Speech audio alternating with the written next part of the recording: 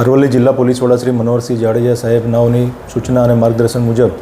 રાજસ્થાન ગુજરાતને જોડતી અણસોલ ચેકપોસ્ટ ઉપર નાના મોટા વાહનો ગેરકાયદેસર માદક પદાર્થો તથા અન્ય કોઈ ગેરકાયદેસર ચીજવસ્તુઓની હેરાફેરી કરતા હોય તેઓનું સઘન ચેકિંગ હાથ ધરવામાં આવેલું હતું। જે અનુસંધાને ગઈકાલે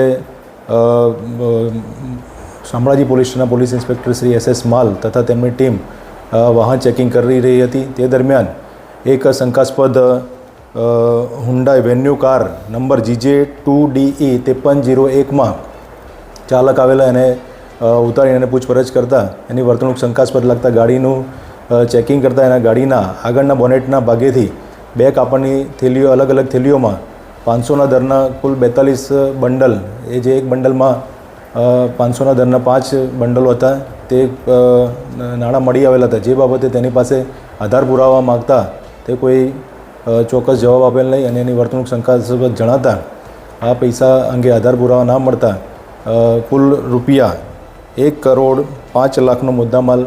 કબજે કરવામાં આવેલો છે। તેમજ સદર વ્યક્તિ વાહન ચાલક વિનોદભાઈ રામલાલજી પટેલ રહેવાસી ડુંગરપુર નાઓને ભારતીય નાગરિક સુરક્ષા સંહિતા 2023ની કલમ 35(1) મુજબ અટક કરી કાયદેસરની કાર્યવાહી હાથ ધરવામાં આવેલ છે। આ વ્યક્તિ પોતે ડુંગરપુરમાં કન્સ્ટ્રક્શનના વ્યવસાય સાથે સંકળાયેલ હોવાનું જણાવેલ છે અને હિંમતનગર તરફ જતો હોવાનું જણાવેલ અને આ પૈસા બાબતે તેના આધાર પુરાવા ના હોય ઇન્કમટેક્સ વિભાગને પણ પોલીસ તરફથી જાણ કરવામાં આવેલી છે।